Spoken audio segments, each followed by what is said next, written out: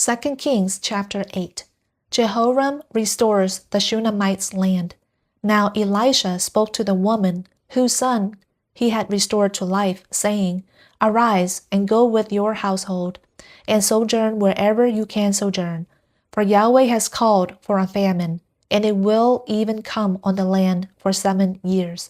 So the woman arose and did according to the word of the man of God. And she went with her household and sojourned in the land of the Philistines 7 years. Now it happened at the end of 7 years that the woman returned from the land of the Philistines, and she went out to cry out to the king for her house and for her field. Now the king was speaking with Gehazi, the young man of the man of God, saying, Please recount to me all the great things that Elisha has done. Now it happened, as he was recounting to the king how he had restored to life the one who was dead, that, behold, the woman whose son he had restored to life was crying out to the king for her house and for her field. And Gehazi said, My lord, O king, this is the woman, and this is her son, whom Elisha restored to life. Then the king asked the woman, and she recounted it to him.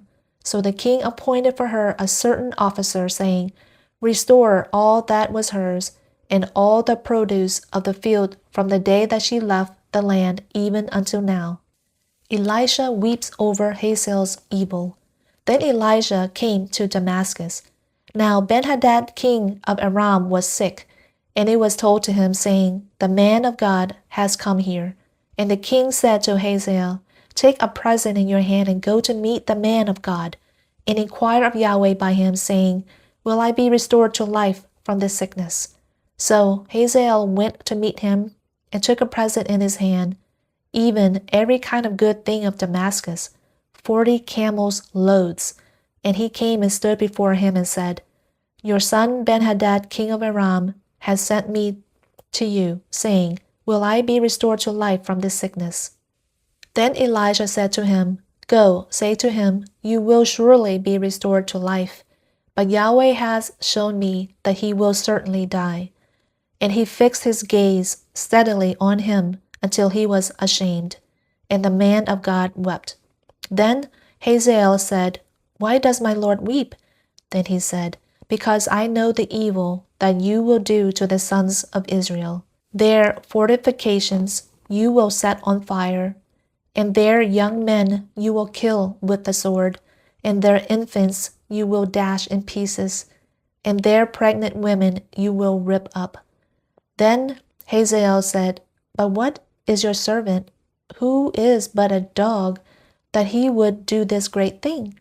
And Elisha answered, Yahweh has shown me that you will be king over Aram. So he went from Elisha and came to his master, and he said to him, What did Elisha say to you? And he said to me that you would surely be restored to life.